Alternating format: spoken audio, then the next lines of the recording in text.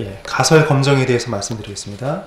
우리가 통계 분석을 할 때 모집단과 표본이라는 게 있는데요. 모집단은 전체 집단, 조사 대상의 전체 범위가 되겠습니다. 표본은 다 이걸 조사할 수가 없기 때문에 샘플링을 하는 거죠. 모집단으로부터 우리가 조사를 일부분 조사하기 위해서 선택된 조사 대상을 표본이라고 하고요. 전수조사라는 거는 모든 그 모집단을 구성하는 대상 전부를 다 조사하는 겁니다. 이게 제일 정확하겠지만 시간과 비용이 많이 들죠. 예를 들어서 감기약이 효과가 있는지 없는지를 검사해 보려면 다 감기약을 모든 사람들이 다 먹어봐야 되는데 현실적으로 좀 불가능합니다. 이렇게 불가능한 경우도 있기 때문에 어쩔 수 없이 표본 조사를 하는 것도 있고요. 표본 조사를 하게 되면 그 샘플링을 하는데, 샘플링을 할 때는 이제 여러 가지 방법이 있는데, 일단 랜덤 샘플링, 임의로 값을 뽑아주는 것이 일반적이고요. 통계 분석을 할 때는 이 차이, 어떤 그룹이나 집단이나 이런 형태 등이 차이가 있는지 없는지 검증하는 방법이 있고, 또 인과관계, 상관관계를 파악하는 방법이 있습니다. 그래서 이렇게 차이를 검증하는 방법은 독립표본 T검정, 대응표본 T검정, 아노바 분석 이런 것들이 있고요. 상관관계를 우리가 분석할 때는 상관분석과 회귀분석이라는 게 있습니다. 자, 그래서 이제 가설을 우리가 검증을 할 때는 반증법을 많이 사용을 하게 되는데요. 모든 사람이 정직하다 이런 명제가 있을 때 이게 참인지 거짓인지를 확인하려면 다 조사를 해가지고 정직한지 확인하는 방법이 있는데 너무 시간이 많이 걸리겠죠. 그리고 뭐 1000명을 다 확인했는데 1000명이 정직해요. 근데 100%라고 할 수 있을까요? 또 다른 사람이 나타났을 때 이 사람이 정말 정직한지를 어떻게 증명할 수 있는지 이런 부분들이 있기 때문에 반대로 정직하지 않은 사람 한 사람을 찾아내면은 거짓임이 입증이 되는 거죠. 그래서 내가 주장하고 싶은 가설을 이제 반대로 만드는 건데요. 귀무가설과 대립가설이라는 말이 있습니다. 내가 주장하고 싶은, 우리가 알고 싶은 것은 주로 이제 뭔가 다르다, 차이가 있다, 효과가 있다 이런 거거든요.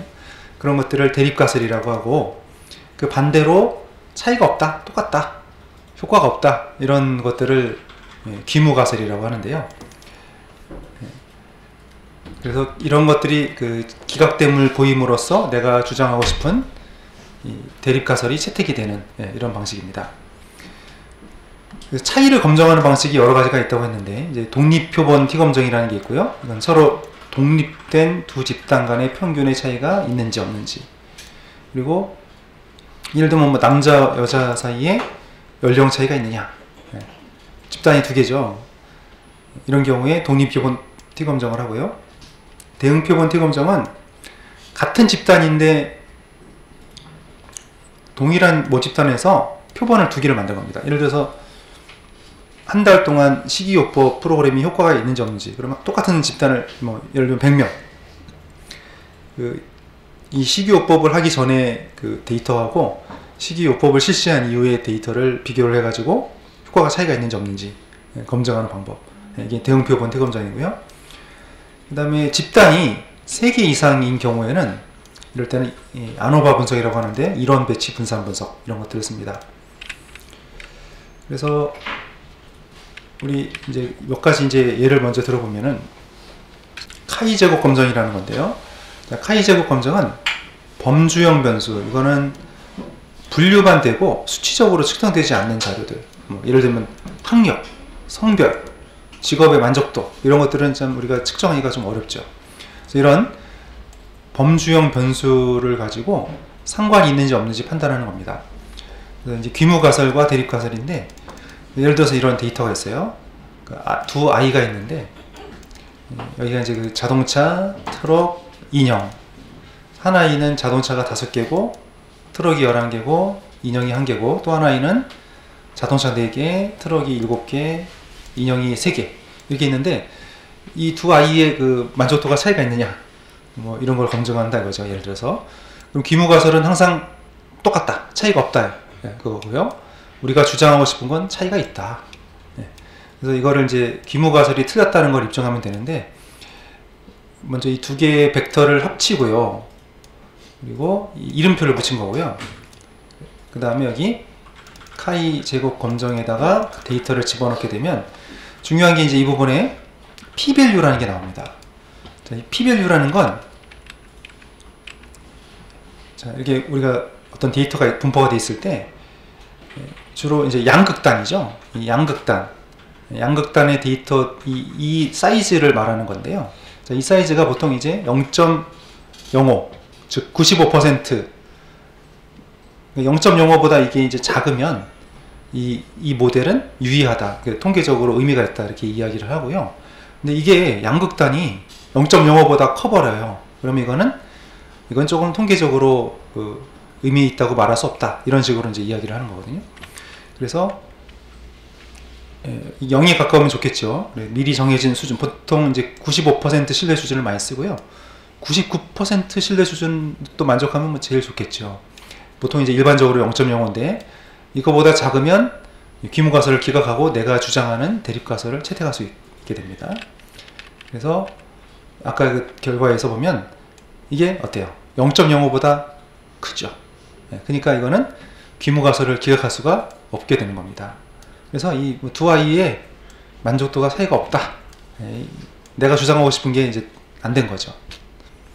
자, 그래서 이거를 어제 해봤었고요. 데이터를 만들어서 이렇게 데이터 프레임으로 출력이 돼봤고, 카이 제곱 검정에다가 데이터를 넣어봤더니 p-value가 0.05보다 크더라, 그 얘기죠. 그래서 결론이 뭡니까? 내가 주장하고 싶은 대립가설을 이제 주장할 수가 없게 된 거죠. 귀무가설을 채택해서 결론이 뭐예요? 그래서 이 두 데이터는 차이가 없다, 이렇게 되는 겁니다. 자, 그런데 여기 보시면 이게 있어요. 메시지에 보면, 여기 메시지에 보면 이런 말이 나오죠. 이 메시지를 보시면은 이게 무슨 얘기냐면, 이 카이 제곱 근사치는 정확하지 않을 수도 있습니다, 이렇게 나오는데, 지금 보면 데이터가 너무 적잖아요. 일단 너무 작은 데이터를 가지고 테스트를 했죠. 그래서 이게 너무 데이터가 적어서 이제 빈도가 5보다 작은 셀이 전체 20% 이상, 일단 데이터도 작고 또 빈도도 뭐 아주 작고요. 그래서 이런 경우에는 피셔 검정이라는 걸 실시를 해서 먼저 해줘야 되는 겁니다. 그래서 지금 여기 나왔지만 피셔 검정이라는 걸 돌리게 되면 표본수가 적거나 데이터가 분포가 치우친 경우에 적용을 하는데요. 피셔.test라는 함수에다가 데이터를 집어넣으면 여기에 이제 p-value가 이렇게 나오죠. 그럼 0.05가 기준이라고 했는데 0.05보다 크니까 어때요? 이거는 역시 이제 귀무가설을 기각할 수가 없게 된 거죠. 내가 주장하고 싶은 대립가설이 기각이 되는 거죠. 그래서 이것도 돌려보겠습니다. 예, 그래서 피셔 테스트에다가 검증해봤더니요, p-value가 0.05보다 많이 크죠. 그래서 이 두 데이터는, 그래서 귀무가설을 기각할 수 없기 때문에 두 데이터는 차이가 없습니다. 자, 그래서 우리가 다시 한번 이제 귀무가설과 대립가설에 대해서 정리를 해보면, 귀무가설은 널가설 또는 영가설이라고도 해요. 기존의 가설, 같다. 그러니까 이거는 그 기존의 가설이고, 내가 주장하고 싶은 건 새로운 가설은 대립가설입니다. 정반대로 설정이 돼야 되고요. 예를 들면 담배가 수명에 영향을 주겠죠. 근데 이게 내가 주장하고 싶은 거예요, 대립가설. 그럼 반대로 해서 담배는 수명에 영향을 주지 않는다. 이렇게 하면 이게 귀무가설이 되는 겁니다. 돌아갈 귀자에 없을 무자거든요. 결국 없는 걸로 돌아간다, 0으로 돌아간다. 그러니까 이게 새로운 가설은 대립가설이고 기존의 가설은 귀무가설입니다. 자, 강아지의 평균 수명이 13년이라고 이제 할게요. 그러면 실제로 정말 그럴까요? 그런다면 이제 내가 주장하고 싶은 건 13년이 아니다, 이렇게 한다면 반대로 13년이다, 이렇게 하는 거고요. 제품의 불량률이 3% 이하인데요. 근데 항의 전화가 많이 와서 정말 3%인가? 근데 좀 의심을 하는 거죠.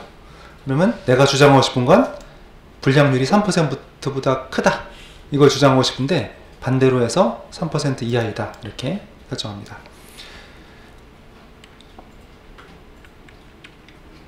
자, 그래서 이번에는 T검정이라는 걸 해보겠는데요. 표본에서 이제 추정된 분산과 표준 편차를 가지고 가설을 검정하는 방법이 T검정인데요. 이게 표본이 한 개일 때가 있고 두 개일 때가 있는데, 일단 귀무 가설은 평균 차이가 없다, 똑같다, 네, 이거고요. 대립 가설은 차이가 있다는 겁니다. 두 집단에. 표본이 이제 한 개일 때를 먼저 볼게요. 예를 들어서 A 회사의 건전지 수명 시간이 1000시간이에요. 근데 무작위로 10개를 뽑아봤습니다. 그랬더니 수명이 이렇게 나왔어요. 그럼 이게 정말 맞냐? 그래서 귀무가서 내가 주장하고 싶은 건 1000시간이 아니다. 네, 아니다. 항상 이제 귀무가설은 같다고 그랬죠. 1000시간이다. 근데 1000시간이 아니라고 주장을 하고 싶어요. 그럼 반대로 1000시간이다. 그러면 이거를 먼저 데이터가 정규 분포인지 아닌지, 정규 분포라는 건요, 이런 식으로 데이터가 평균을 중심으로 가운데로 모여 있는 게 정규 분포고요, 평균을 중심으로 왼쪽이나 오른쪽으로 썰려 있는 게 비정규 분포입니다. 먼저 이 정규 분포라는 거를 인지 아닌지 확인하기 위해서 자, 이런 샤피로 윌크라는 검정을 실시를 하게 되고요. 이거는 정규 분포를 따른다가 귀무가설이고, 따르지 않는다, 정규 분포가 아니다, 이게 대립가설입니다. 그래서 먼저 데이터를 이렇게 만든 다음에 이 샤피로 테스트에다가 집어넣게 되면은 p-value가 나오게 됩니다. 그럼 p-value가 0.05보다 크죠? 그러면 귀무가설을 기각할 수 있나요? 없다고 그랬죠. 0.05보다 커버리면 귀무가설을 기각 못합니다. 그래서 기각할 수 없으니까 결론이 뭐예요? 정규 분포이다. 네, 지금 이 데이터는 정규 분포이다, 이렇게 이야기할 수 있겠죠. 그러면 이 정규 분포일 때 T검정을 할 수가 있습니다. 그래서 이제 T검정을 할 텐데, T.test라는 함수 안에다가 데이터를 집어넣고, 이 MU라는 게 이 평균값이에요. 모집단의 평균, 우리가 1000시간으로 가정을 했죠. 1000입니다. 그리고 이 to.sided라는 건 샘플이 주어진 평균과 다르다는 것이고, 다른 옵션들이 또 있습니다. 또 greater라고 하면 평균보다 크다, less 하게 되면 작다. 지금은 같으냐 틀리냐를 검증하는 거니까 two-sided를 하면 되겠고요. 이렇게 돌려보면 값이 이렇게 나와요.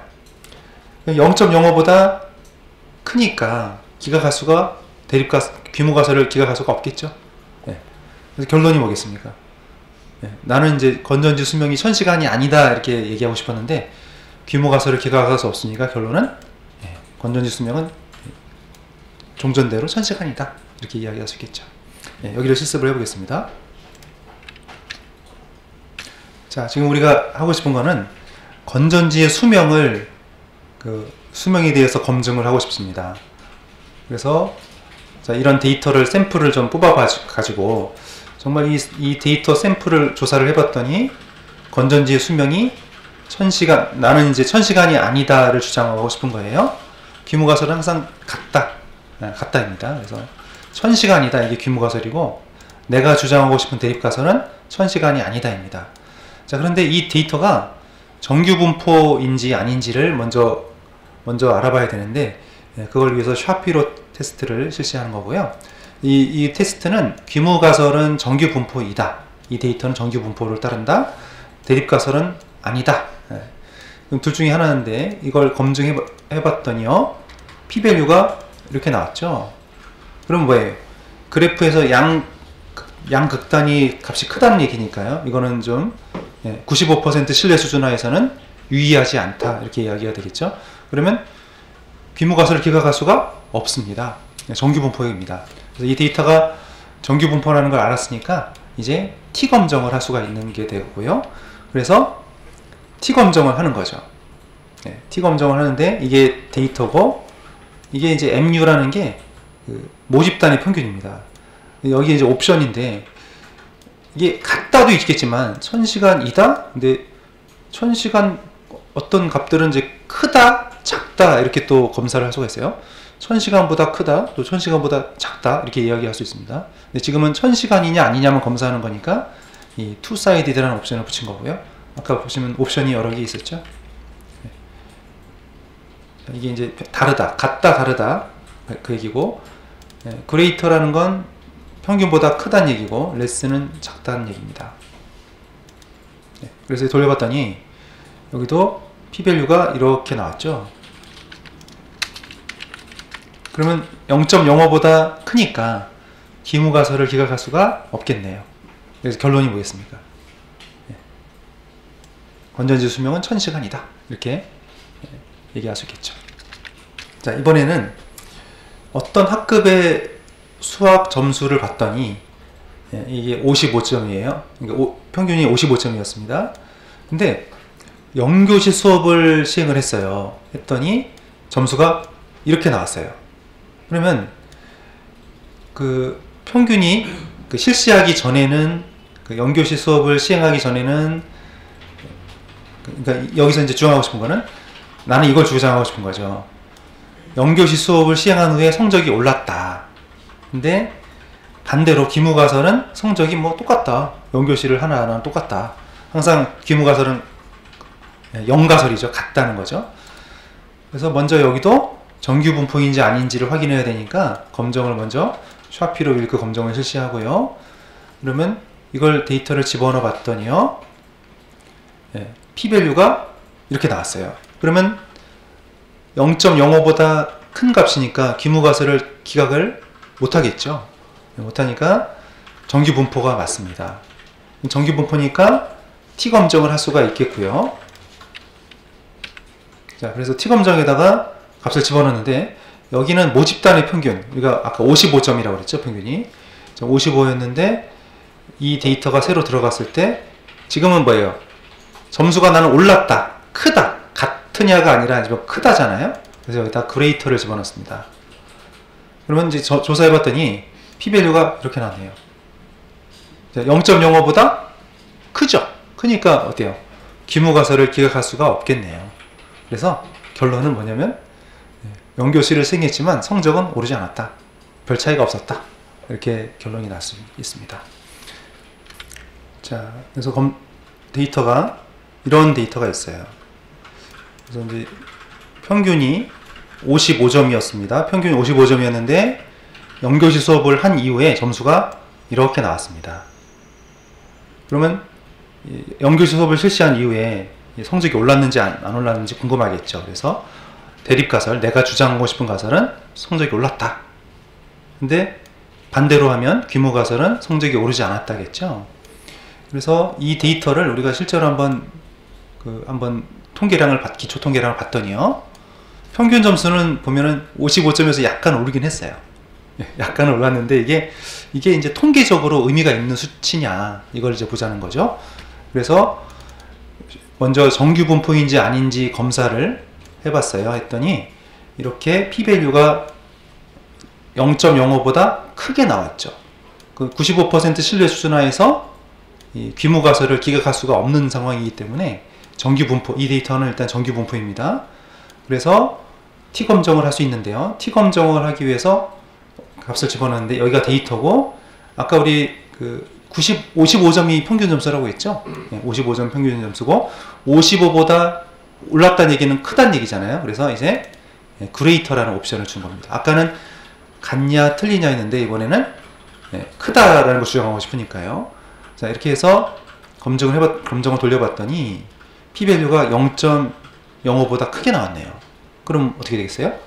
규모가설을 기각할 수가 없습니다. 결론은 영교시 수업을 시행했지만 성적은 오르지 않았다. 통계적으로 의미가 없다 얘기죠. 자, 그럼 이번에는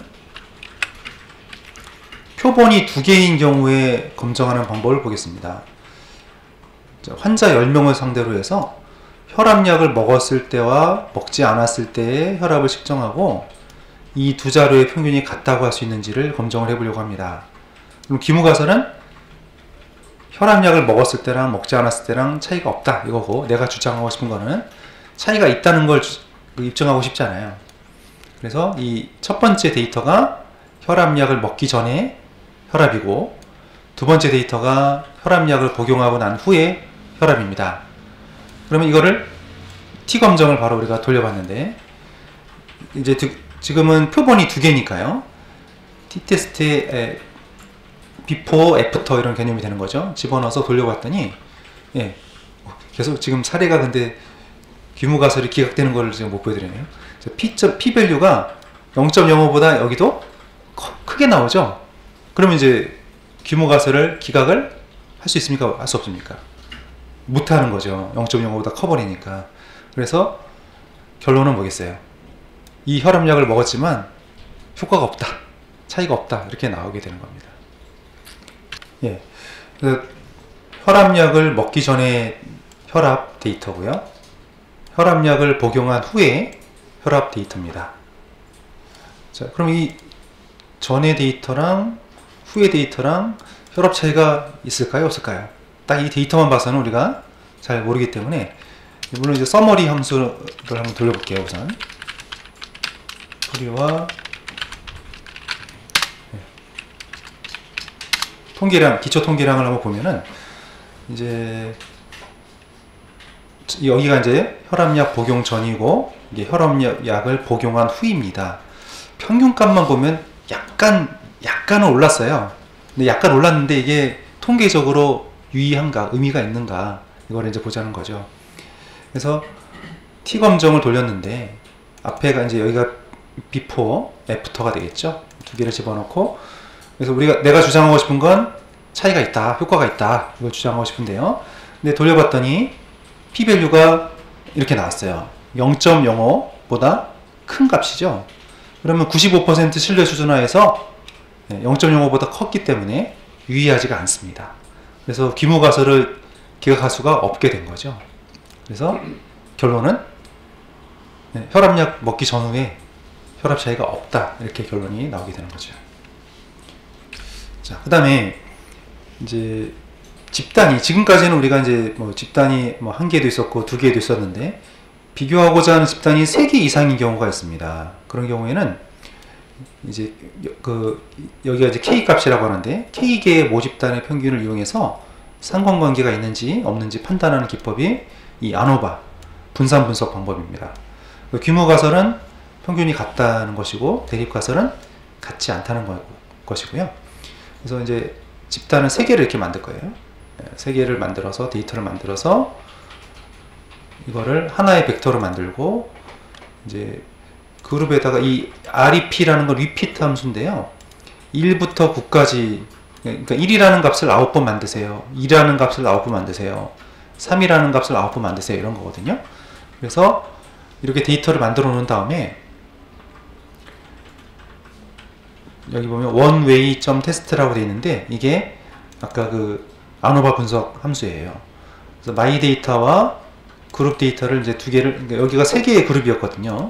비교를 해보면 여기 바의 t라는 건 분산이 같다는 가정, 등분산 가정이라고 하는데, 그거를 하고 돌려보면요, p-밸류가 1이 나와요. 그러면 0.05보다 그것도 값이 크기 때문에 역시 규모 가설을 기각할 수가 없게 돼서 평균이 같다, 이렇게 결론이 나올 겁니다.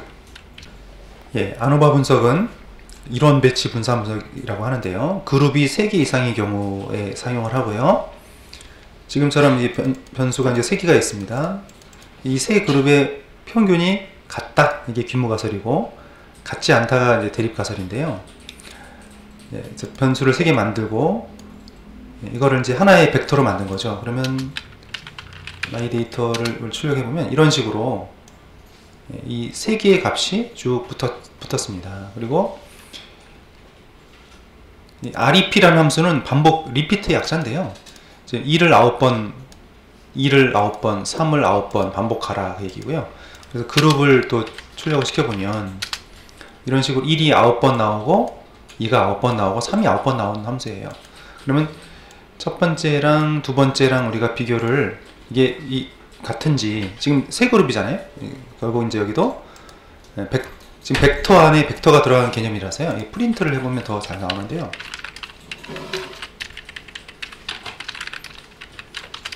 자, 이렇게 해보면, 네, 지금 여기가 첫 번째 데이터, 여기 마이 데이터 벡터고요. 여기는 두 번째 벡터, 이렇게 되어 있습니다. 자, 그러면 여기를 이제 원웨이.테스트, 이론 배치 분산 분석, 그러니까 아노바 분석 돌리게 되는데, 마이 데이터하고 그룹 두 개, 여기 물결 연산자가 들어가죠. 그러니까 첫 번째 그룹하고 두 번째 그룹, 여기는 다 이제 3개 이상이 들어가 있습니다. 그러니까 바는 t라는 거는 이게 분산이 같다는 가정인데요. 등분산 가정이라고 이야기를 하고요. 분산에 대해서는 여기 좀 설명을 해놨는데요. 자료가 흩어져 있는 정도가 이제 분산이고요. 평균에서 얼마나 많이 퍼져 있는지를 파악하기 위한 것입니다. 그래서 예를 들어서 이제 이런 데이터가 있으면 이게 평균 값이 4인데요. 그럼 각각의 관찰 값들하고 평균을 빼게 되면 이게 편차죠. 이게 다 더하면 0이 나온단 말입니다. 그래서 이걸 해결하기 위해서 편차에다가 제곱을 하게 되는 겁니다. 이게 편차 제곱이라고 하는데, 그 편차 제곱을 해서 다 더한 다음에 그 개수만큼 나누게 되면 분산이 되는 거죠. 네. 그래서 R에서 분산을 구할 때는 이 바 함수에다가 집어넣으면 분산값이 나오죠. 네. 그래서 지금 이 공식에다 이제 집어넣었더니 p-value가 제일 중요한데 1이 나왔습니다. p-value가 1이라는 얘기는 뭐예요? 0.05보다 크죠? 0.05보다 많이 크기 때문에 이거는 뭐예요? 귀무가설을 기하가수가 없겠죠. 네, 그럼 결론이 뭐겠습니까? 귀무가설이 아까 세 그룹의 평균이 같다 했는데 같다가 결론이 되는 거죠. 네, 그래서 결론이 세 그룹의 평균이 같다 이렇게 나오는 것입니다. 자, 이번에는 상관 분석과 회귀 분석을 보도록 하겠습니다. 자, 아까 우리가 방금 전에 했던 그 T검정이나 이런 검정 방법들은 같으냐 틀리냐 이런 그 두 집단의 여러 집단의 같은 집단이냐 아니냐 이런 것들을 검증하기 위한 방법이었고요. 지금 하는 거는 이제 상관관계를 검증하는 건데요. 먼저 상관 분석을 보겠습니다. 일단 여기 상관계수라는 말이 나오는데 이게 두 가지가 있어요. 피어슨 상관계수라는 게 있고 또 스피어맨 상관계수라는 게 있습니다. 이게 비슷한데요. 약간 그 계산 방식이 좀 다른데, 그 피어슨 상관계수를 보면은 두 변수 간의 관련성을 구하기 위해서 많이 사용이 되는 방법입니다. 이거는 이제 그러니까 x와 y가 함께 변하는 정도가 있고 따로 변하는 정도가 있는데, 이 분모에는 x와 y가 따로 변하는 정도, 분자에는 x와 y가 함께 변하는 정도를 집어넣어서 나눈 값이 r이 되겠습니다.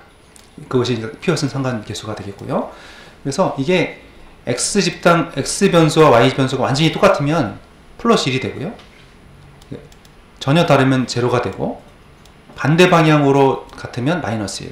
그래서 플러스 1이면 양의 상관관계가 되고, 마이너스면 음의 상관관계가 되고, 그러니까 절대값이 숫자가 1에 가까울수록 상관관계가 높은 거고요. 0에 가까울수록 상관관계가 없는 것이 되겠습니다. 그래서 이걸 결정계수라는 것도 있는데 R제곱으로 계산을 하고요.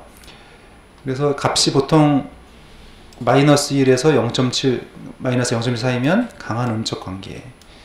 주로 이제 음수를 보면은 이제 그 음적인 상관관계가 되어 있고, 그 다음에 플러스인 경우는 이제 양의 상관관계가 되겠고요. 스피어맨 상관계수도 한번 같이 참고하시기 바랍니다. 그래서 우리가 이제 데이터를 집어넣을 텐데, 지금 y하고 z라는 두 가지 변수를 집어넣을 거예요. 그럼 이 두 데이터가 서로 얼마나 상관관계가 있느냐, 이거를 계산해 보면 이 core라는 함수가 있는데 거기다가 두 데이터를 집어넣고요. 이 방법이 두 가지가 있다고 그랬죠. 피어슨과 스피어맨 두 가지가 있는데 해보면 거의 이렇게 유사하게 값이 나와요. 그래서 이게 데이터가 플러스 1에 가까우니까 양의 상관관계가 높다는 거죠. 두 데이터가 이제 상관관계가 이제 얼만큼 값이 나오느냐, 이거 보자는 겁니다.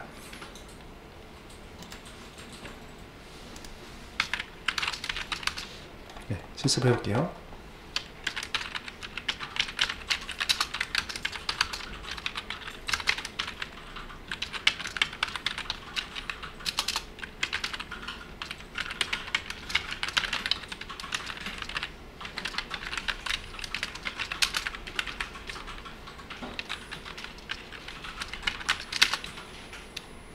그래서 y 변수랑 z 변수를 값을 가지고 이 코어 함수가 상관 계수를 구하는 함수인데요. 두 데이터를 집어넣은 다음에 이 피어슨 상관계수와 스피어맨 상관계수 두 가지가 있다고 그랬죠. 했더니 뭐 큰 차이가 없네요. 그래서 이게 제로에 가까울수록 상관관계가 없는 거고, 플러스 1에 가까우면 양의 상관관계, 또 마이너스 1에 가까우면 음의 상관관계가 있는데, 지금 거의 뭐 두 숫자가, 이 벡터가 거의 유사한 데이터라는 얘기죠. 자, 제가 값을 좀 다르게 좀 임의의 값을 넣어봤는데요. 자, 아까는 좀 그래도 비슷한 숫자들끼리 이렇게 넣었는데, 이번에는 좀 제가 뭐 이렇게 좀 큰 차이가 좀 많이 나게도 넣어보고 했어요. 그랬더니 상관관계가 있긴 있는데 많이 줄었죠. 75%, 여기는 40%. 자, 그래서 이게 이제 두 데이터가 얼마큼 상관관계가 있느냐, 상관 계수를 구한 것이고요. 이제는 상관 분석을 해보도록 하겠는데요. 자, 담배값을 인상하는 것과 흡연과 어떤 영향이 있느냐, 이런 걸 볼게요. 그럼 담배값을 인상하기 전에 매출액과 인상 후의 매출액을 조사를 해서 상관 분석을 하게 되면 그 상관관계를 알 수 있겠죠. 그래서 귀무가설은, 그러니까 내가 주장하고 싶은 대립가설은 상관관계가 있다는 걸 주장하고 싶은 거고요. 반대로 귀무가설은 상관관계가 없다는 거겠죠. 그러면 데이터가 이렇게 있어요. 여기는, 이쪽은 인상 전의 매출액 자료, 여기는 인상 후의 매출액 자료라고 한다면, 아까 이제 코어라고 했죠. 코어점 테스트 하면 이게 상관 분석 함수예요. 상관 분석 함수에다가 두 데이터를 집어넣고 스피어맨하고 또 아까 두 가지 방법이 있었죠. 그 방법을 피어슨하고 이제 스피어맨하고 두 가지 방식 중에 집어넣게 되면, 자, 여기서도 이제 이런 결과가 나오는데 제일 중요한 게 P밸류라고 그랬죠. P밸류가요 0.05보다 작네요. 그러면 어떻습니까? 유의 수준, 이제 그 신뢰 수준 95% 신뢰 수준 하에서 어때요? 귀무가설을 이제 기각할 수가 있겠죠. 그리고 내가 주장하고 싶은 대립가설이 채택이 되는 겁니다. 그러면 즉 결론은 뭐냐면 담배값을 인상하는 것과 흡연과는 상관관계가 있다. 이렇게 결론을 낼 수 있는 겁니다. 자, 지금 여기가 이제 인상 전 자료가 되겠고, 인상 후 자료입니다. 자, 그래서 지금 여기가 X 변수는 인상 전, 담배값을 인상하기 전에 판매량이고요. Y 변수는 인상 후, 담배값이 인상된 후에 판매 자료입니다. 이 두 자료를 비교해서 주장하고 싶은 대립가설은 담배값을 인상하는 것과 흡연과는 상관관계가 있다. 그걸 주장하고 싶은데요. 귀무가설은 상관관계가 없다가 되겠죠. 그래서 이 상관 분석 함수 코어점 테스트에다가 데이터를 집어넣고 피어슨 방식으로 돌렸더니요. 자, 이 중요한 게 이제 P밸류화가 항상 제일 중요하고요. 맨 마지막에 보시면 이 코어라는 값이 있죠. 이 두 가지를 잘 보셔야 되는데요. 이게 모델을 돌린 다음에 모델을 돌리는 방법과 결과를 잘 해석할 수 있는 게 두 가지가 중요합니다. P밸류를 보면 이렇게 나왔죠. 그럼 0.05보다 작잖아요. 그럼 뭐예요? 신뢰 수준 95% 신뢰 수준 하에서 유의하죠. 이 모델은 유의한 거죠. 그래서 귀무가설을 기각하고 내가 주장하고 싶은 대립가설이 채택이 됩니다. 결론은 뭐겠어요? 담배값 인상과 흡연과는 상관관계가 있다. 근데 어느 정도 상관관계가 있느냐 이겁니다. 그거는 이 상관계수를 보셔야 됩니다. 상관계수가 0.77이 나왔죠. 그럼 아까 말씀드렸지만 이게 0에서 플러스 1까지 또는 0에서 마이너스 1까지라고 했는데 지금 플러스 1의 선에 가깝죠? 77% 정도 되네요. 그러니까 양의 상관관계가 있는 것이고요. 자, 이 결정계수가 지금 여기에 속하잖아요. 강한 양적 선형관계. 그러니까 0.7 이상이면 상당히 강한 선형관계가 있다고 상관관계가 있다고 보는 겁니다. 자, 그러면 이번에 이제 회귀 분석을 해보도록 하겠습니다. 자, 회귀 분석이라는 건 독립변수가 한 단위 증가할 때 종속 변수에 얼마큼 영향을 미치는지를 측정하기 위한 통계적인 예측 모형이고요. 이게 그러니까 독립변수가 있고 종속 변수가 있는데, 독립변수가 이제 뭔가 좀 변인이라고 하죠. 어떤 요인에 의해서 어떤 게 결정이 되는 겁니다. 종속 변수. 예를 들면 뭐 소득이 증가하면 소득이 증가할수록 문화비에 지출을 많이 하더라. 뭐 그렇게 그런 모델이 있다면 이제 소득이 독립 변수가 되겠고 문화비 지출액이 종속 변수가 되겠죠. 예, 그래서 이 두 가지 방식이 있는데 단순 선형 회귀 분석이 있고요. 이거는 독립 변수가 한 개인 경우가 되겠고요. 그 다음에 독립 변수가 여러 가지, 여러 요소에 의해서 뭔가 결정이 된다면 다중 회귀 분석이 되겠습니다. 회귀 분석을 하려면 먼저 주제가 결정이 돼야 되겠죠. 예를 들면 교육을 많이, 회사에서 교육을 많이 시키면 직원들이 업무 수행하는데 도움이 되는가, 영향이 되는가, 이런 거를 하고 싶어요. 그럼 교육 시간이 이제 독립 변수가 되겠고, 업무 수행 능력, 업무 수행 측정을 해야 되겠죠. 어떤 수치화를 해가지고 그런 거에 영향을 주는지, 또 식사 시간이 아이의 두뇌 발달에 영향을 주는가, 이런 것들을 하고 싶다는 겁니다. 그러면 종속 변수와 독립 변수를 선정을 해야 되는데, 자, 이거 같은 경우는 이제 그래서 여기서 이제 독립 변수라는 게 이게 이제 그 X축에 들어가는 값이에요. 교육 시간이 증가되는 거죠. 교육 시간이 많이 늘어나면 업무 능력에 뭔가 좀 영향을 줍니까? 네, 종속 변수. 그러니까 이게 우리가 구하고자 하는 값이죠. 그리고 가설을 설정해야 되는데, 자, 이런 가설을 설정합니다. 항상 귀무 가설은 뭐 똑같다, 영향이 없다, 이게 이제 귀무 가설이니까 내가 주장하고 싶은 거는 회사에서 교육을 많이 받으면 업무 능력 점수에 그 영향을 준다, 이거 주장하고 싶어요. 그럼 귀무 가설은 반대로 뭐 교육 받는 거랑 업무 능력이랑 상관이 없다, 영향이 없다, 네, 이렇게 하고요. 관련된 데이터를 수집을 해야 되겠죠. 그리고 이 데이터 중에서 약간 좀 특이하거나 이상한 데이터들은 좀 제거를 하고요. 뭐 예를 들면 어제 봤던 상자 수염 그림 같은 데서 이상치를 발견해서 제거한다든지요. 그리고 이제 모델을 적용하는데, 이 모델에는 다양한 모델들이 있죠. 지금 하고 있는 회귀 분석도 있고, 또 다음 시간에 하게 될 뭐 의사결정 나무라든지 인공신경망이라든지 뭐 SVM이라든지 이런 방법론들을 쭉 적용을 해가지고 어떤 모델을 적용해야 될지 잘 모르겠으면 여러 개를 돌린 다음에 제일 성과가 좋은 걸로 해도 됩니다. 그렇게 한 다음에 결과를 해석하는데, p-value가 이제 0.05보다 작으면 내가 주장하고 싶은 대립가설이 채택이 되는 거고, 또 이 회귀 분석 같은 경우는 이제 보통 이제 0.65에서 0.7 이상은 되어야 그래도 예측력이 좋은 회귀 모형이라고 할 수가 있겠습니다. 자, 그러면 이걸 실습을 할 텐데요. 자, 이 regression.csv라는 파일을 열어보면은 이렇게 되어 있습니다. 첫 행은 제목이고요.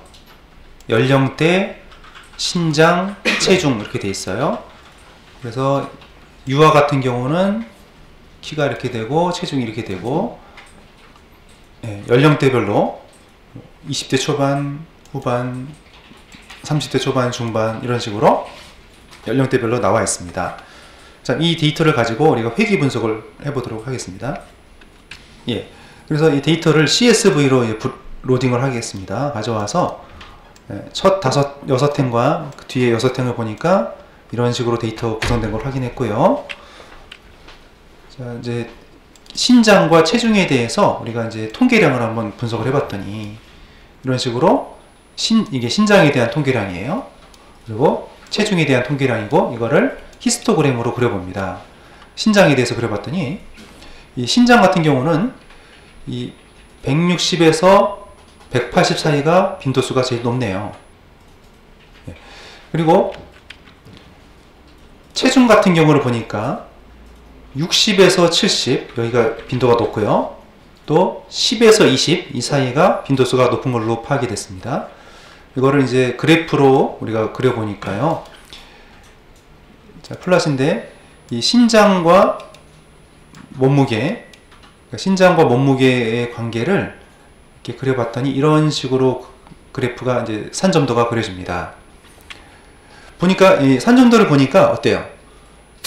신장이, 그러니까 키가 커지면은 체중도 일반적으로 커진다, 양의 상관관계가 있다는 걸 대략 볼 수가 있겠죠. 그러면 이제 이거 상관계수를 구해보겠는데요. 상관계수는 코어 함수에다가 신장과 체중 값을 집어넣었더니, 예, 우리 생각대로 보니까 0.96이니까 아주 강한 양의 상관관계가 있어요. 자, 그러면 이제 이걸 회귀 분석을 해볼 텐데, 회귀 분석할 때는 lm이라는 함수 안에다 집어넣으면 됩니다. 자, lm 함수 안에다가 앞에가 독립변수, 그 다음에 이게 물결 연산자 뒤에가 종속변수가 들어가는 거죠. 자, 이렇게 모델을 만든 다음에 AB 라인하고 집어넣으면 회기선이 그어집니다. 그러면 이 선이, 그러니까 이게 이 회기선이라는 건 이 이런 관측값들과 평균의 차이 제곱이 최소가 되는 직선. 여기 이 회기선 위에 있으면 제일 뭐 이상적인 경우가 되겠고요. 선을 어떻게 그리면 이게 최적이겠는가 했을 때 이 선이 최적이라는 얘기입니다. 네, 이런 식으로 우리가 볼 수 있겠고요. 분석 결과를 서머리 함수에다 요약을 해봤더니 여러 값들이 나오는데요. 자, 여기서 이제 두 가지 변수를 보셔야 됩니다. 일단 p-value는 많이 보셨지만 p-value 보니까 어때요? 0.05보다 아주 작은 값이거든요. 지금 여기 보시면 마이너스 16승이라는 얘기잖아요. 2.2에다가 마이너스 16승이니까 아주 작은 값입니다. 그러면 이건 뭐예요? 95% 신뢰 수준 하에서 유의한 모델이죠. 그래서 아까 우리 가설이 뭐였습니까? 키가 커지면 체중도 증가한다. 그게 맞는 거죠. 내가 주장하고 싶은 가설이 맞는 거죠. 그리고 또 한 가지 보셔야 될 게 이 부분입니다.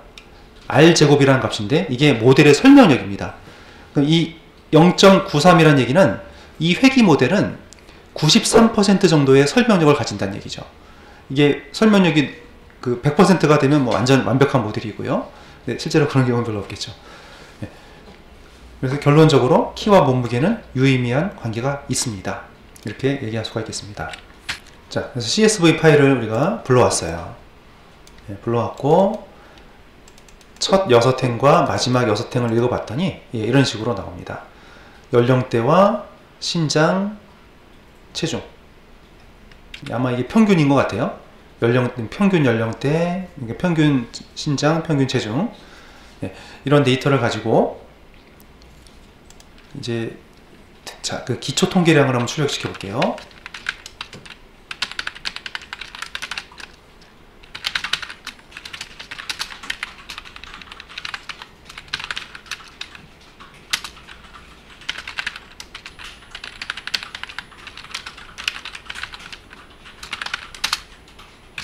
서머리 함수를 이용해서 기초 통계량을 찍어봤어요. 신장과 체중에 대해서 해봤더니요. 신장 같은 경우는 평균이 135, 또 최소값, 1, 4분위수, 중앙값, 평균값, 3, 4분위수, 최대값. 체중에 대해서도 나와 있습니다. 자, 이거를 이제 신장에 대해서, 키에 대해서 히스토그램을 그려봤어요. X축에는 신장 값이고 Y축에는 빈도수죠. 그러면 예를 들면 40에서 60 사이, 신장이 40에서 60 사이는 한 번 나왔고, 또 제일 많은 게 보니까 160에서 180입니다. 여기는 14번. 그러니까 14가지 행에서 나왔다는 얘기죠. 자, 그러면 또 체중에 대해서도 볼까요?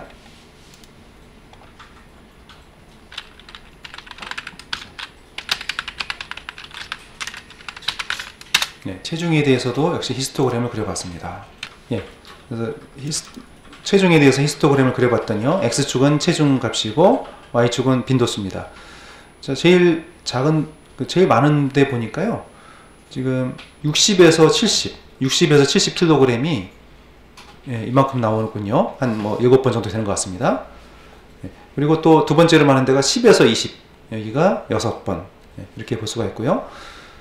자, 그럼 이걸 가지고 X축에는 신장, 키, Y축에는 몸무게, 이걸 가지고 산점도 그래프를 출력시켜 보겠습니다. 플랫 함수를 이용해서 산점도를 그린 거죠.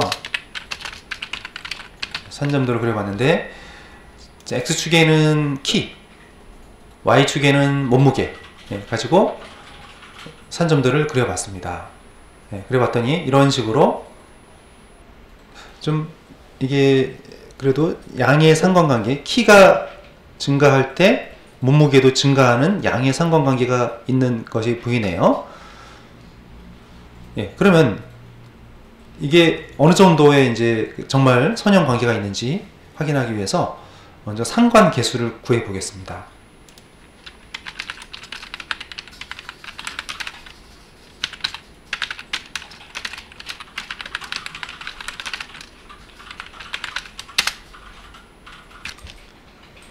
그래서 지금 우리가 그래프가 이렇게 그려졌고요. 플롯이 됐고, 상관관계를 보고 이제 이게 이게 그래서 우선 좀 이따 볼게요.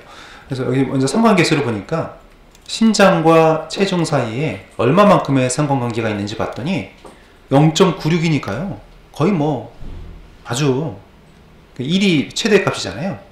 그러니까 아주 양의 상관관계인데 매우 강한 양의 상관관계가 있다는 걸 확인할 수가 있습니다. 실제 그래프상에서 그렇죠. 자, 그러면 회귀 모델을 만드는데 이게 좀 조심하실 게, 아까 우리 플랫 함수 있죠? 플랫 함수를 그대로 이 플랫이 있는 상태에서, 그러니까 이 그래프가 그려진 상태에서 여기서 이제 이런 식으로 회귀선을 그려야 되거든요. 같은 셀에 있어야 되는 거예요. 그래서 이 부분을 한 번 더 가져오게요. 가져와서 붙이고요. 아까랑 똑같습니다. 자, 이렇게 하면은 이제 아까 그래프에다가 회귀선을 이렇게 쭉 그린 거거든요. 자, 그래서 먼저 회귀 모델을 만드는 함수가 LM입니다.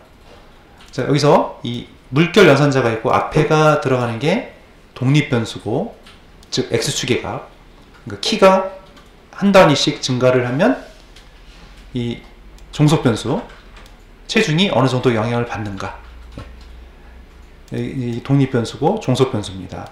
관계를 이제 모델을 만들었고, 그래서 이 r이라는 값을 한번 이게 찍어 보셔도 좋아요. 그러면 보시면 이게 지금 회귀식인데 회귀식을 이렇게 만든 것이고, 모델에 이제 여기 값이 이렇게 나와 있어요. 그러면 이거를 이 식을 갖다가 AB 라인 함수에다 집어넣게 되면 그래프에 이렇게 회귀선을 긋게 됩니다. 그럼 이 회귀선 이런 데이터들에 대해서 각각의 값들과 평균 값들을 뺀 이제 편차가 있잖아요. 편차 제곱이 가장 작은, 그러니까 이게 가장 최적의 선이 되는 거죠. 네, 이런 경향을 가진다는 얘기입니다. 그리고 아까 보시면 여기에 이제 인터셉트에 70.948 이렇게 돼 있는데, 여기 보면 이 값이거든요. 이게 절편이라고 하죠. 그리고 이 또 뭐가 있냐면 1.5 둘레가 돼 있는데 이게 이제 기울기입니다.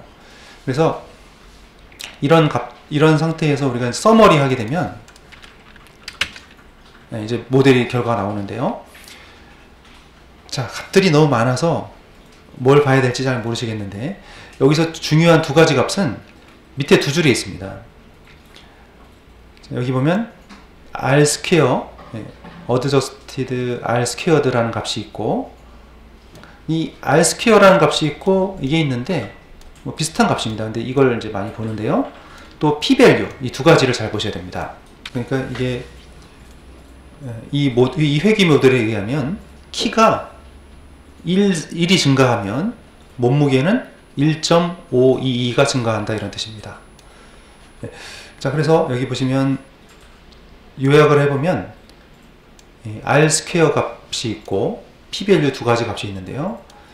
r 스퀘어가 지금 0.93 이렇게 나왔죠. 그럼 이거는 93% 정도의 설명력을 가지는 모델이다. 아주 좋은 모델이죠.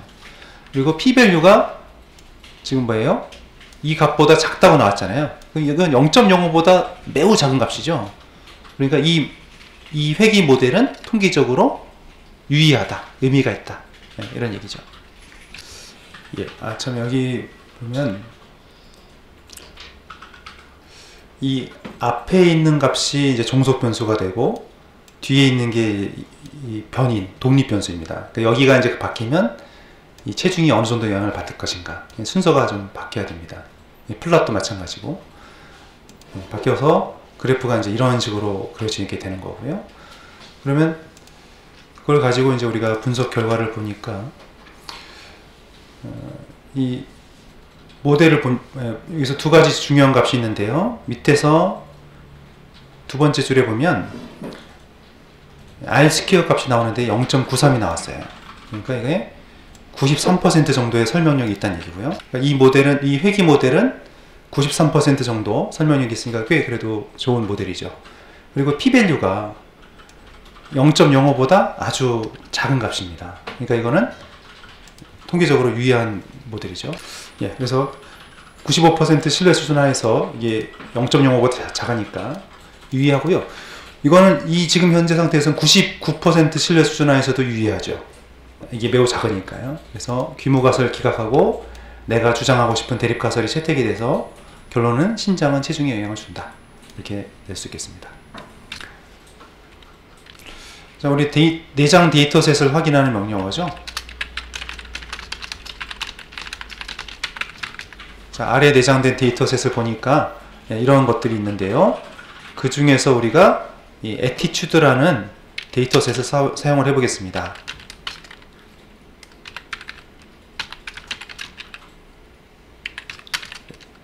그리고 헤드 볼게요. 보니까 이런 것인데 attitude라는 데이터셋은 이겁니다. 자, 이거를 이제 회귀 모델을 만들기 위해서 우리가 이제 예측하고 싶은 거는 레이팅입니다. 맨 앞에 있는 레이팅. 그러니까 이런 변수들이 레이팅에 어떤 영향을 미치는지를 보고 싶습니다. 근데 회귀 분석은요, 지금처럼 이렇게 데이터가 연속적인 숫자형으로 되어 있어야지 됩니다. 그렇지 않으면 다른 모델을 또 쓰셔야 됩니다. 자, 모델을 만들어 볼게요.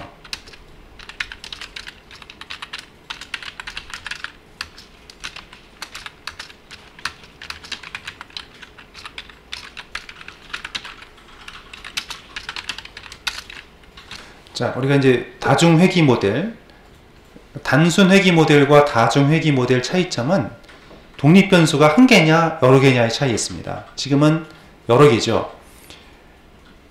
그래서 이 앞에가 이제 종속 변수가 되겠고, 우리가 구하고자 하는 값이고, 이 뒤에 있는 것이 독립 변수들인데, 독립 변수가 한 개가 아니기 때문에요. 이런 식으로 이제 원래 두 가지 방법이 있는데, 이렇게, 자, 이게 종속 변수고, 뒤에다가 변수들을 더하기로 계속 연결합니다. 자, 이거랑 이런 식으로 모든 변수들을 다 적어봤거든요. 자, 이 나머지 모든 변수들 6개의 변수들을 다 합쳐서 얘네들이 바뀌면은 종속 변수가 어떻게 바뀌느냐, 이렇게 이제 자세히 적는 거고요. 근데 지금 같은 경우는 나머지 6개 변수를 다 사용하죠. 그럴 때는 이렇게 마침표로 해도 되겠어요. 그럼 이 종속 변수를 제외한 나머지 모든 변수들이 다 들어가게 되는 것이고요. 그러면 이건 데이터셋이고요. 모델을 찍어봤더니 이런 식으로 회귀 모델이 나왔습니다. 그럼 각각의 이제 변수들이 이제 변화될 때 얼마큼 여기에 영향을 미치는지 나온 것이고요. 자, 이거를 가지고 서머리 함수에 넣어보겠습니다. 자, 회귀 모델 이렇게 요약 정보를 보니까 회귀식이 나와 있고, 자, 이런 이제 변수들이 있는데, 여기서 잘 보셔야 될 부분은 역시 이제 아까 R² 값하고 p-value를 잘 보셔야 되고요. 이거는 각각의 변수들이 어느 정도의 영향력을 미치는지, 종속 변수에 어느 정도의 영향을 미치는지 나와 있는데요. 여기서 이 오른쪽에 보시면 별표 3개가 있죠. 또 마침표가 있죠. 특히 이 다른 변수도 중요하지만 이 변수들이 중요하다는 얘기입니다. 그러면 여기 보면 별표 3개 있는데, 아래쪽에 보시면 여기 0번하고 별표 3개 있죠. 이 부분, 이 변수가 지금 중요한 부분이고요. 또 마침표가 하나 찍혀 있습니다. 그래서 이 변수, 러닝, 이 두 개의 변수가 특히 6개 중에서도 중요하다는 걸 알 수가 있고요. 자, 이 어드베스티드 R² 값을 보면은, 자, 이런 값이 나와 있고, p-value도 보니까요, 이런 값이 나와 있어요. 그러면 여기 0.66이라는 얘기는 이게 66% 정도의 예측력이 있다는 얘기고요. 66% 정도의 예측력이 있으니까 그래도 아주 나쁘진 않아요. 그리고 여기 보면 이 값은 아주 작은 값이죠. 0.05보다도 훨씬 더 작은 값입니다. 그러면 어떻게 되겠어요? 95% 신뢰 수준 하에서 이 모델은 유효하다는 거죠. 유의하다. 그러니까 우리가 방금 만든 이 회귀 모형은 95% 신뢰 수준 하에서 유의합니다. 그리고 66% 정도의 예측력이 있고, 6개 변수 중에서 중요한 변수는 이 2개 다이죠. 특히 두 개의 변수가 중요합니다. 그러면 좀 이제 약간 이 예측력을 높이기 위해서 모델을 좀 더 개선을 한다면 이런 좀 상대적으로 좀 중요도가 낮은 변수들은 조금 제거를 하는 게 좀 도움이 되겠죠. 그래서 변수들을 제거를 해 보도록 하겠습니다.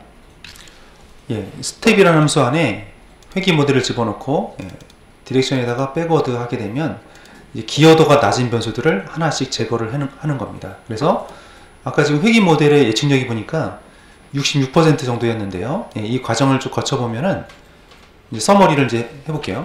서머리에서 방금 우리가 이제 좀 더 개선한 모델을 보니까 서머리 보니까 약간 올라갔어요. 68%. 아까 66%였는데 약간은 개선됐는데 많이는 개선이 안 됐습니다. 자, 그래서 이 과정을 보시면 처음에는 6개의 변수가 다 들어갔죠. 자, 그런데 이 중에서 가장 설명력이 낮은 변수를 찾아보니까 이 하나가 두 번째 단계에서는 뭐가 빠졌냐면 이 크리티컬이라는 게 빠졌어요. 네, 크리티컬이라는 이 변수에 여기 수치를 보시면은 제일 이게 기여도거든요. 기여도가 제일 낮습니다. 네, 기여도가 제일 낮았던 크리티컬 변수가 제거가 돼서 다시 한번 회귀 모델을 만들었고요. 또 세 번째 스텝에서는 또 뭐가 빠졌냐면 이게 빠졌어요. 레이지스. 레이지스가 또 그 중에 제일 작으니까 얘를 뺐고, 맨 마지막에 보면 이 두 개가 있죠. 러닝과 컴플라이언츠는 보면 수치가 좀 다른 것보다는 좀 커요. 얘네들은 두 개 끝까지 살아남을 거고, 이렇게 제일 기여도가 낮은 것들을 하나씩 제거를 해 나갑니다. 그러면 최종적으로 보면 나머지 딱 두 개만 이렇게 남은 걸 볼 수가 있죠. 그래서 모델을 다시 한번 보니까 이제는 아까랑 다르게 두 개의 변수, 기여도가 가장 높았던 두 개의 변수만으로 재구성을 했고요. 모델의 예측력이 약간 높아졌어요. 그리고 역시 여기도 p-value도 역시 아까 원래 95% 신뢰 수준화해서 유의했기 때문에 됐습니다. 그래서 결론적으로 이제 컴플라이언스와 러닝 두 개의 변수, 이 변수가 아까 보시면 처음에 우리가 모델을 개선하기 전에 보면 여기였죠. 전체 변수들을 다 집어넣었을 때 가장 중요한 변수라고 두 가지를 찍어줬잖아요. 자, 이 변수랑 이 두 개의 값이 결국은 마지막까지 남겨져서 분석을 다시 했고 모델을 다시 만들었고 예측력이 약간 향상이 됐습니다. 자, 이번에는 요인 분석과 주성분 분석이라는 주제로 보겠습니다. 변수들이 지금 방금 전에도 다중회귀 분석에도 보면은 변수들이 여러 개 중에서 이제 중요한 변수들을 추론해서 분석을 하잖아요. 변수들이 많을 때 유사한 항목끼리 묶어서 그 원래 변수보다 작은 인자로 축소시키는 겁니다. 그렇게 되면 약간 변수를 좀 줄이게 되면은 좀 더 분석할 때 좀 더 쉬우니까요. 그래서 수많은 변수 중에서 몇 개의 중요한 요소들을 찾아내서 분석하는 겁니다. 예를 들어서 학생들의 시험 성적 데이터에 이런 과목들이 있어요. 이런 과목들이 지금 보면 7개가 있는데, 자, 이거를 이제 비슷한 과목끼리 묶습니다. 수학과 과학은 수리 계산 능력, 또 영어, 중국어, 독어는 외국어 능력, 또 작곡과 연주는 음악적 재능, 이런 식으로 여러 과목을, 여러 변수를 3개로 추리는 거죠. 이렇게 잠재적인 3개의 변수로 요약을 합니다. 결국 이거는 약간 데이터를 축소시켜서 분석하는 게 되는 거죠. 자, 그래서 예를 들어서 이런 이제 데이터 1부터 6까지 값들이 있습니다. 그럼 이거를 우리가 cbind로 벡터를 묶어가지고 데이터를 보는 거고요. 행렬로 이제 만들었죠. 자, 그런 다음에 상관변수 행렬을 구합니다. 각각의 이 상관변수 행렬은 뭐냐면 데이터 1하고 데이터 1, 자기하고 자기를 비교하는 거니까 상관계수가 1이겠죠. 완전히 똑같은 값이니까. 근데 데이터 1과 데이터 2를 비교해 보니까 이거는 한 97% 정도 비슷하더라. 데이터 1과 데이터 3 비교했더니 이거는 0.5%가 비슷하더라. 이런 식으로 각각의 모든 변수들에 대해서 상관 계수를 구하는데, 그래서 이거를 상관 변수 행렬이라고 합니다. 이렇게 구한 다음에 여기 보면 값들이 나오는데 그 중에서 이제 이 제일 값이 숫자가 큰 값들이 있어요. 여기 보면 작죠. 0.04, 0.01, 0.01 작은데 보면 큰 값들이 있죠. 그럼 이 세 개의 값만 우리가 선정을 해보자는 얘기입니다. 세 개의 값. 다른 요소들보다 상대적으로 좀 큰 값들 있죠. 이거 선정을 해서 세 개의 값이 이제 좀 그래도 의미가 있다고 보여지기 때문에 이 요인 분석이라는 것을 실시하는데 여기 이 함수 안에다가 팩터를 3개로 줄여서 요인 분석을 해주세요 했더니 이걸 쭉 돌려봤더니요. 자, 데이터 1 지금 값이 약간 큰 것들만 모은 겁니다. 다른 값들에 비해서 좀 약간 90% 정도 되는 이상 되는 것들을 줄인 거죠. 줄였고요. 그래서 이런 것들이 그 팩터 1에서는 이런 값들 팩터 1, 2, 3가 정리가 돼서 결국 마지막으로 보면 3개의 인자로 이제 축소가 되는 겁니다. 데이터 1과 데이터 2. 그러니까 팩터 1은 데이터 1과 데이터 2. 팩터 1에서는 보면 자, 팩터 1에 지금 6개 중에 숫자 큰 게 2개죠? 이 2개로 정리가 되고 팩터 2에서는 또 이 2개가 정리가 되고 3에서는 또 2개가 정리가 되고 이런 식으로 해서 결국 이렇게 정리가 되는 거죠. 그러니까 이게 이제 지금 요인 분석이 되겠어요. 그러니까 여러 개의 변수 중에서 좀 더 기여도가 높은 변수들을 추려내는 방법이 되겠습니다. 여기를 실습을 해볼게요. 자, 그래서 데이터가 1부터 6까지 6개의 데이터가 있습니다. 자, 이런 데이터가 있는데 cbind 함수 이용해서 데이터 1부터 6까지를 열방향, 가로 방향으로 연결해서 행렬을 만들었어요. 자, 이런 행렬. 데이터 1은 첫 번째 행, 데이터 2는 두 번째 행, 이렇게 좀 돼 있고요. 그러면 이 각각의 변수와 변수들 간의 상관관계를 출력을 시켜볼게요. 자, 그래서 이 코어 함수 아까 우리 앞에 봤지만 상관계수를 데이터와 데이터 간에 어떤 관계가 있는지, 어느 정도 관계가 있는지를 구하는 거였죠. 그래서 이게 0부터 1 사이인데 0에 가까울수록 상관관계가 없고 1에 가까울수록 상관관계가 높다고 했죠. 그러면 데이터 1과 데이터 1 같은 데이터잖아요. 자기잖아요. 그러니까 당연히 이거는 100%죠. 같죠. 자, 데이터 1과 데이터 2를 비교했더니요. 97% 정도가 비슷해요. 실제로 보면은 데이터 1과 데이터 2는 거의 비슷한 거 볼 수 있어요. 지금 보면 여기 틀리죠. 여기 틀리죠. 이 두 개만 틀리고 똑같거든요.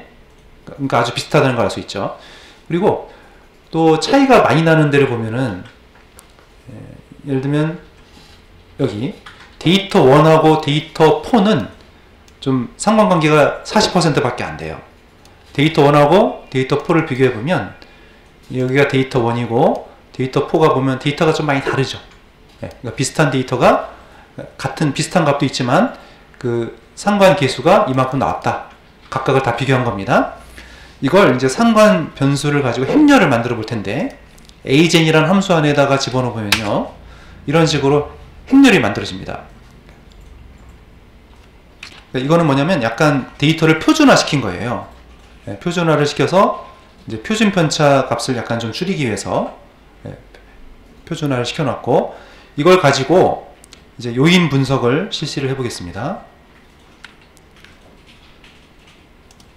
근데 여기서 참 보면은 이 밸류즈가 나오는데 밸류즈에서 첫 번째 1번부터 쭉 값이 나오고 있어요.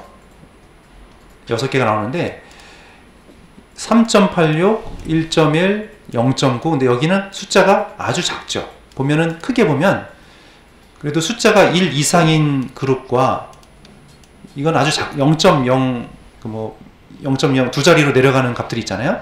이것들은 좀 약간 좀 기여도가 상대적으로 낮다고 볼 수 있죠.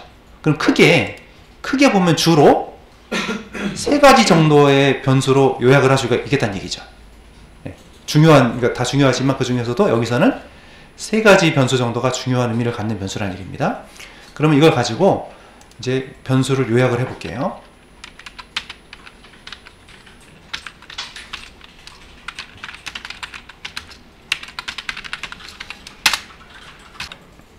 자, 그래서 여기 보면 팩터란 뜻이고 요인이란 얘기고 어널리시스의 약자입니다. 그러니까 그 어떤 중요한 요인들을 분석하는 함수에다가 집어넣어서 데이터를 집어넣는데 여기 보면 팩터스에 3이라고 되어 있죠. 이 값은 우리가 넣어줘야 되는데 이거는 방금 위에서 보시면 자, 여기서 일단 아주 작은 값들 3개를 뺐어요. 빼고 한 3개 정도로 볼 수 요약할 수 있겠다. 이렇게 만든 거죠. 그래서 3을 집어넣은 거고요. 이 값에 따라 좀 달라지겠습니다. 그럼 여기서 이제 이 부분을 이제 보셔야 되는데 새롭게 3가지 정도의 그 요인을 만들어냈어요. 팩터를. 자, 근데 첫 번째 보면 팩터 1은 각각의 이제 6개의 변수를 봤을 때 데이터 1은 0.9, 데이터 2 0.9. 이 두 개가 높게 나왔죠. 여기 두 개 높게 나왔는데 나머지는 좀 작잖아요. 그리고 팩터 2는 또 0.95, 0.90 여기 두 개가 좀 높게 나왔어요. 그리고 팩터 3는 여기 두 개, 데이터 3 쪽하고 데이터 4가 높게 나왔어요. 그래서 이제 정리를 하면은 얘네들을 가지고 요약을 한 거라고 볼 수 있습니다. 그러니까 팩터 1은 데이터 1과 데이터 2를 가지고 하나로 만들고, 팩터 2는 데이터 5하고 6을 가지고 또 하나 만들고, 3는 3하고 4 묶어가지고 하나 만들고, 이런 식으로 요인을 만들어낼 수가 있다는 얘기죠. 그래서 결국 우리가 방금 전에 요인 분석을 해봤더니요, 팩터 1은 데이터 1, 2, 팩터 2는 데이터 3, 4, 팩터 3는 데이터 5, 6 이런 식으로. 그러니까 사실 팩터 1이라는 게 수치가 높은 걸 봤을 때 여기야 데이터 1, 2가 들어갔고요. 팩터 2는 5번하고 6번이고 팩터 3는 3번하고 4번 이렇게 해서 총 변수가 6개였는데 우리가 이거를 3가지 요인으로 분석해서 정리를 해서 다시 분석을 할 수 있는 차원을 좀 줄인 거죠. 데이터의 차원을 줄인 겁니다.